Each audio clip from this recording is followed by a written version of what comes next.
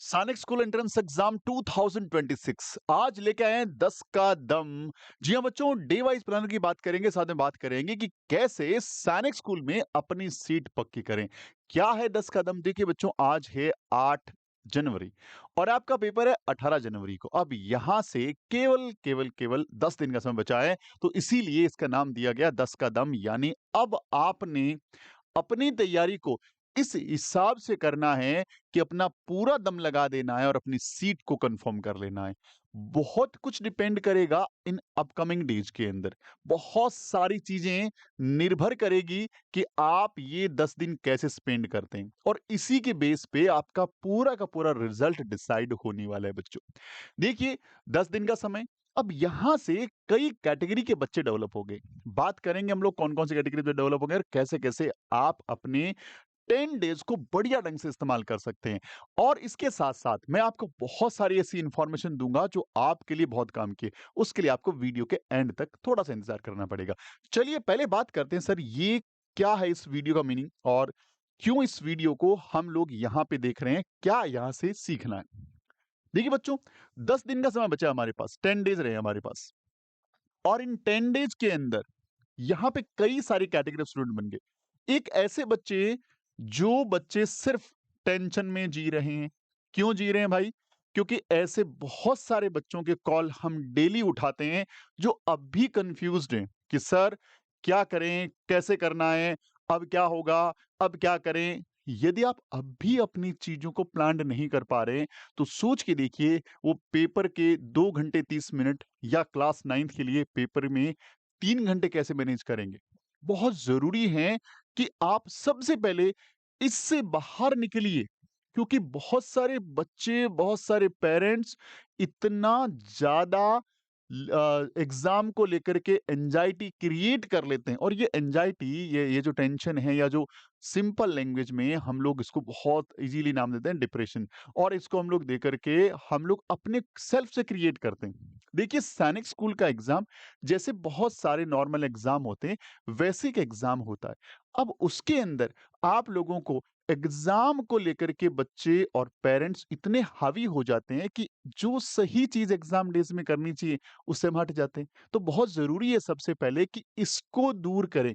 आपके बच्चे के फेस के ऊपर इस तरह का जो टेंशन वाला फॉर्मेट है, वहां से आपके बच्चे को इस तरह वाले फॉर्मेट में पहले लाना होगा, ताकि वो इन 10 दिनों को बेहतरीन ढंग से यूटिलाइज करें।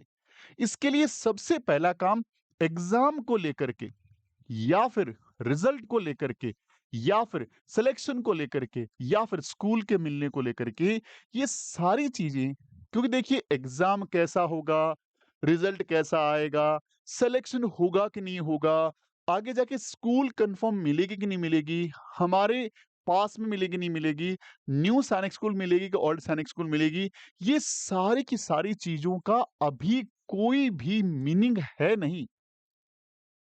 क्योंकि ये सारा काम जो स्टार्ट होना है ना, वो एग्जाम दे करके रिजल्ट आने के बाद की सारी कहानी है, काउंसलिंग, ये सारी चीजें। और आप लोग अभी डायरेक्ट ये सोचोगे कि मुझे वो स्कूल नहीं मिली तो क्या होगा, रिजल्ट खराब हो गया तो क्या होगा, और ऐसे बहुत बड़ा नंबर है बच्चों का। ये बहुत बड़ी कॉमन प्रॉब्लम है बहुत सारे बच्चों की। और हम जो कॉल रिसीव करते हैं, अब मुझे लगा कि कॉल पे हर बच्चे की काउंसलिंग करने की बजाय क्यों ना एक वीडियो में बात कर ली जाए, जिससे कुछ बच्चों का यदि भला हो। यदि वीडियो देख के एक बच्चा का भला हो तो डेफिनेटली मेरे वीडियो बनाने का मीनिंग पूरा हो जाएगा। सबसे पहली बात कि यहाँ पे आपको डिफरेंट वे में सोचना है। डिफरेंट वे का मतलब ये हुआ कि अब आपको ना तो रिजल्ट को सोचना है, ना आपको काउंसलिंग का सोचना है, ना आपको स्कूल मिलेगी नहीं मिलेगी सोचना है।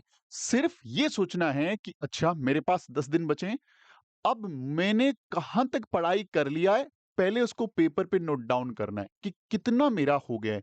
यदि मैं क्लास 6 से बिलॉन्ग करता हूं तो 4 सब्जेक्ट है, क्लास 9 से बिलॉन्ग करता हूं तो 5 सब्जेक्ट है।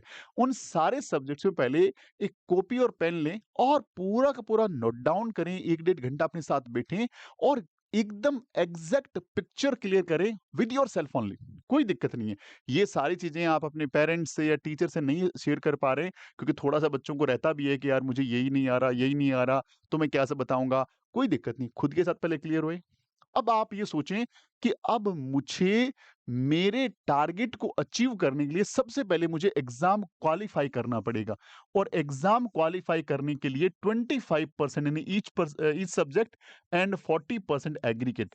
यहाँ तक पहुँचने में यदि कहीं दिक्कत आ रही है, तो पहले उस दिक्कत का सॉल्यूशन करना है। आपने क्वालीफाई का क्राइटेरिया बनाया, देखा कहीं प्रॉब्लम आ रही है, कोई सब्जेक्ट यदि नीचे रह रहा है, बाकी सब्जेक्ट बहुत अच्छे हैं, तो उस छोटे वाले या जो वीक सब्जेक्ट है, उस पे काम करना है, नंबर 1 चीज़। उसके बाद आपको लग रहा है क्वालीफाई आराम से हो रहे हैं। अब देखें कि हाँ, कौन से ऐसे सब्जेक्ट्स हैं, जहाँ पे मैं बढ़िया स्कोर कर रहा हूँ और कौन से ऐसे सब्जेक्ट हैं, जहाँ स्कोर नहीं कर रहा हूँ। जो बढ़िया सब्जेक्ट हैं, तो क्या उनमें अभी और संभावनाएँ हैं क्या? क्या मेरे में पोटेंशियल है? क्या मैं इन बचे हुए दिनों में कुछ ऐसा कर सकता हूँ? देखिए, पूरा समय नहीं दे सकता कि मुझे जिनमें कम आ रहा है, उनको समय भी देना है। तो कुछ समय देकर के क्या उनमें पोटेंशियल डाल के और आगे बढ़ाया जा सकता है? तो ऐस उसके रास्ते खोजने हैं कि जैसे मैथ्स में यदि नंबर नहीं आ रहे हैं, तो मैथ्स में कौन से टॉपिक्स हैं? क्या वहाँ फ़ॉर्मूला गलत हो रहा है? या कैलकुलेशन प्रॉब्लम है? या मुझे क्वेश्चन समझ में नहीं आता? या मैं हड़बड़ाहट में गलत करता हूँ? या मेरा प्रॉब्लम ओएमआर सीट है या मेरा प्रॉब्लम टाइम मैनेजमेंट है। तो ऐसे सारे प्रॉब्लम को नोट डाउन करो और नोट डाउन करने के बाद फिर उसको एक कॉपी में नोट डाउन कर लिया, फिर आप उन सारी प्रॉब्लम को डिवाइड करो 2 हिस्सों में। एक अपकमिंग 5 डेज़ और उसके बाद रिमेनिंग 5 डेज़। अपकमिंग 5 डेज़ में उन सारी प्रॉब्लम के साथ आपको एक-एक बार डील करते हुए उनके अंदर आपको जो है एक्सपर्ट बनना है। यदि ओएमआर की प्रॉब्लम है, तो ओएमआर सीट के साथ प्रैक्टिस करो, प्रैक्टिस करो, प्रैक्टिस करो। यदि किसी टॉपिक में प्रॉब्लम है, उस टॉपिक की प्रैक्टिस करो। जिस भी जगह आप कोचिंग पढ़ रहे हैं, जिस भी टीचर से, जिस भी आप को इंस्टीट्यूशन से, तो वहाँ से उसका सॉल्यूशन लें कि सर या मैम मुझे ये दिक्कत आ रही है इस टॉपिक में, हाउ कैन आई? तो वो आपको सॉल्यूशन बताएँगे, बेटा आपको इस ढंग से पढ़ना है, इस ढंग से रिवाइज़ करना है, ये आपके डाउट्स रहेंगे, ये आपको इस ढंग से प्रैक्टिस करनी है। तो वो सॉल्यूशन डेफिनिटली हर टीचर, हर कोचिंग अपने बच्चों के लिए जी-जान लगाते हैं। तो डेफिनिटली वहाँ से आपको प्रॉपर सॉल्यूशन मिलेगा। जब सॉल्यूशन मिल जाए, फिर दोबारा एफर्ट्स लगाओ। यानी इन 5 दिनों में आपको वो कॉन्फिडेंस डिसाइड करना है। इन 5 दिनों में आपको ये डिसाइड करना है कि मुझे अगले 5 दिन मुझे बिना ये सोचे-समझे कि मेरी क्या चीज़ है, क्या नहीं है, मुझे सिर्फ़ सिंपली मेरे सामने पूरा एक फ्रेमवर्क होगा अपकमिंग 5 डेज़ का, क्योंकि मैंने इन 5 दिनों में अपने आप को जान लिया, अपनी सारी गलतियों पे, सारी प्रॉब्लम्स पे, सारी चीज़ों पे काम कर लिया है। उन बचे हुए 5 दिनों में मुझे वो सिर्फ़ और सिर्फ़ वो रिवाइज़ करना है, जो चीज़ मुझे बहुत बेहतरीन ढंग से आती है। क्योंकि उन 5 दिनों में कुछ भी नया नहीं पढ़ूँगा, क्योंकि उस टाइम नया पढ़ूँगा, तो फिर दिमाग से बाहर निकलना स्टार्ट हो जाएगा। हाँ, नए के तौर पे करंट अफेयर्स को रिवाइज़ कर सकता है क्लास 6 का बच्चा, क्योंकि वो आपको इंस्टेंट याद करना होता है। या उस टाइम आप कोई भी सब्जेक्ट जैसे मैथ्स है, तो मैथ्स में कोई फ़ॉर्मूला है, वो टॉपिक नहीं हो रहा है, सिर्फ़ फ़ॉर्मूला पढ़ के जा रहे हो, तो वो रिवाइज़ किया जा सकता है। लेकिन ऐसा कोई टॉपिक नहीं उठाएँगे, जो हमारा पार नहीं पड़ा और उस टाइम ही नया करेंगे, तो इस तरह का नहीं करेंगे। तो ऐसे 10 डेज़ को डिवाइड करो और एकदम रिलैक्स होके चलो और अपने टीचर से, अपने कोचिंग से, अपने पेरेंट्स से प्रॉपर गाइडेंस लो और हो सके तो अपनी पूरी की पूरी जो रियलिटी है, उनको शेयर कर दो। उससे ज़्यादा फ़र्क नहीं पड़ेगा। बच्चों को ये फ़ियर रहता है कि हाँ, अब 10 दिन बचे हैं और मेरे पे मेरे पापा या मम्मी पिछले 2 साल से खर्चा कर रहे हैं। 1.5 साल से मुझे कोचिंग पढ़ा रहे हैं। 6 महीने से एफर्ट्स लगा रहे हैं। पिछले 2 महीने से घर पे छुट्टियाँ लेके बैठे हुए हैं। हाँ, सही बात है, उसके बारे में सोचना है हमें कि कहीं न कहीं हमने ऐसी कौन-सी गलतियाँ कर दी, जो हमें नहीं करनी चाहिए थी। ठीक है, हो गई, अब लर्न करना है और अपने पेरेंट्स और अपने टीचर से एकदम सिंपली, एकदम ईमानदार रहना है कि सर जी या पापा जी, मम्मी जी, मेरे साथ ये प्रॉब्लम है और मुझे ये चीज़ें नहीं आ रही और मेरे से हो नहीं रही।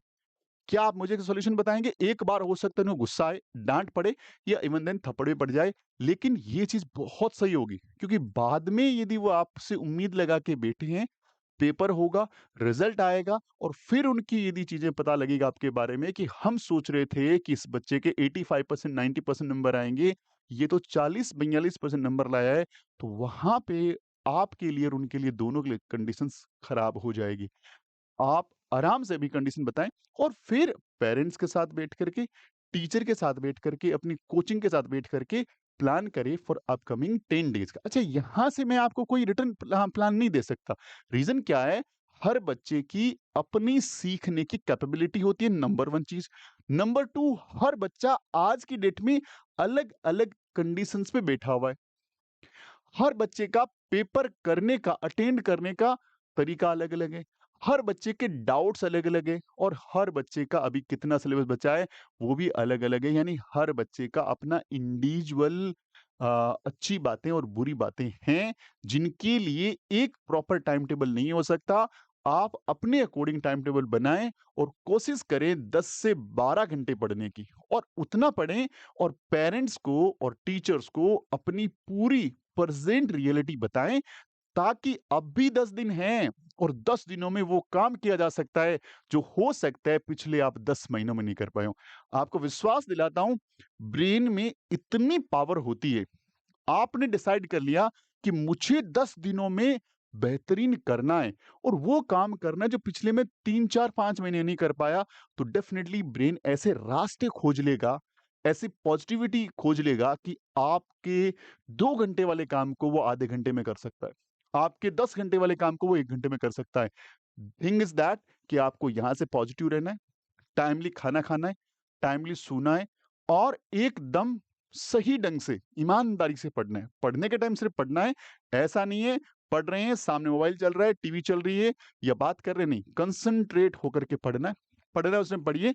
यदि 10 मिनट नहीं पढ़ना है, तो take the rest, power nap लीजिए, बीच में खेलने-कूदने पे एक बार मत जाइए, बीच में गाने मत सुनिए, बीच में रील स्क्रॉल मत करिए। यदि आपको रेस्ट करना है, एक ही तरीका, थोड़ा-सा सो जाइए। 15 मिनट का पावर नैप, 10 मिनट का पावर नैप मतलब छोटी-सी नींद, जो आपके ब्रेन को बहुत पावर देती है। आपको जब भी ब्रेक लेना है, नींद लेनी है, इसके अलावा कुछ भी नहीं करना। ऐसा नहीं है कि आप ब्रेक के नाम पे मोबाइल फ़ोन चला रहे हैं या फिर बाहर वॉक करने जा रहे हैं या फिर बाहर खेल के आ रहे हैं 10 मिनट के लिए, क्योंकि फिर आपका दिमाग वहाँ पे डिस्ट्रीब्यूट हो जाएगा, उस वापस कलेक्ट करके उस ज़ोन में लाना, इट्स वेरी टफ टास्क। तो ये छोटी-छोटी बातें हैं। बहुत बड़ा कुछ नहीं करना है, छोटी-छोटी चीज़ें करनी है, बढ़िया ढंग से करनी है, ये बात ध्यान रखनी है। और अगर आप कर गए ना इन 10 दिनों में, तो जो लोग आपको बोल रहे थे कि ये तो नहीं कर पाएगा, इससे नहीं होगा या फिर ये मुझे नहीं लगता इस बार कर पाएगा, आप कर सकते हो, डेफिनिटली कमाल कर कर सकते हो। बस आपको ध्यान रखना है, अपने आप पे फ़ेथ रखना है और अपनी रियलिटी को एक्सेप्ट करना है और पेरेंट्स और टीचर्स को या अपनी कोचिंग को एकदम सच्चाई बतानी है और हम 10 दिनों का प्लान बेहतरीन ढंग से करना है। फिर भी बच्चों को कहीं दिक्कत आए, डैशबोर्ड नंबर आपके पास है। मैं ऑलवेज़ आपके लिए अवेलेबल हूँ। देखिए कॉल पे बात नहीं कर सकता because there are lots of calls are there. तो आप मुझे टेक्स्ट कर दें, व्हाट्सएप कर दें, definitely I personally reply to you और मैं आपसे बात करूँगा व्हाट्सएप के माध्यम से कि हाँ, ऐसा-ऐसा किया जा सकता है, बट बिना स्ट्रेस के पढ़ना है, मस्त होके पढ़ना है। एक एग्ज़ाम गया तो गया, 1000 एग्ज़ाम आएँगे। अपने एफर्ट्स में कमी मत आ देना। आपको ये रिग्रेट नहीं होना चाहिए कि यार मैंने कोशिश नहीं करी, मैंने यार मेहनत नहीं करी। मेहनत 200% करो। रिज़ल्ट कोई बात नहीं, फेल हो जाओगे तो भी चलेगा, कोई टेंशन वाली बात नहीं है। बहुत सारे एग्ज़ाम मिलेंगे रास्ते में, लेकिन एफर्ट्स में कमी रह गई तो फिर ध्यान रखना, अपने आप से आपका कॉन्फिडेंस डाउन हो जाएगा और आपका कॉन्फिडेंस खुद से यदि निकल गया तो फिर बड़ी मुश्किल होगी वापस उसको पिकअप करने के लिए। सो ये थी आपके 10 के दम वाली बात। उम्मीद करता हूँ ये कुछ बातें एक बच्चे को भी यदि मोटिवेट कर पाई और एक बच्चे ने अब यहाँ से इस मोमेंट से वीडियो देखने के बाद अपना 500% लगाया, तो डेफ़िनेटली वो ये तो ज़रूर सीख जाएगा कि हाँ, पढ़ना कैसे, और पढ़ना सीख गया तो डेफ़िनेटली लाइफ़ में वो बहुत कुछ कर जाएगा। और अब मैंने बताया था लास्ट में कुछ बेहतरीन बात करूँगा, वो कौन-सी बात है आइए बात करते हैं। इसके साथ-साथ ये अपडेट नया आ गया, आपने देख लिया। अगर आप डेली बेसिस पे पढ़ना चाहते हो, फ्री पढ़ना चाहते हो, बेहतरीन पढ़ना चाहते हो, रात को 10 बजे यूट्यूब पे रोज़ाना मैं आपके लिए 15 डेज़ रोज़ क्लास लेके आ रहा हूँ और ये क्लास इस ढंग से शेड्यूल्ड है। ये क्लासें जो हो गई है सिर्फ़ लाइव देख सकते हो, जो क्लासें निकल गई है उसके लिए आपको हमारा जॉइन बटन जॉइन करना पड़ेगा, ₹89 देना पड़ेगा। अदरवाइज़ अपकमिंग क्लास में लाइव आ जाओ, फटाफट सारे बच्चों को हम इसमें ऐड करेंगे और लाइव इसको एन्जॉय कर सकते हो। मेरा टारगेट है 1000 बेहतरीन मैथ्स एंड रीज़निंग के क्वेश्चंस। उम्मीद करूँगा कि आपको ये क्वेश्चंस पूरा का पूरा पावर देगा, स्पिरिट देगा, कॉन्फिडेंस देगा और आपका पेपर बहुत अच्छा होगा। इसके साथ में और इंटरव्यू की प्रिपरेशन है और बहुत सारे टेस्ट सीरीज़, यानी पूरा का पूरा ओवरऑल सॉल्यूशंस, आपकी हर चीज़ का एक ही सॉल्यूशन हो सकता है, द गुरुकुल इंस्टीट्यूट। सो मिलते हैं इसी तरह के बेहतरीन वीडियो में, तब तक अपना ख्याल रखिएगा। जय हिंद, जय भारत, वंदे मातरम।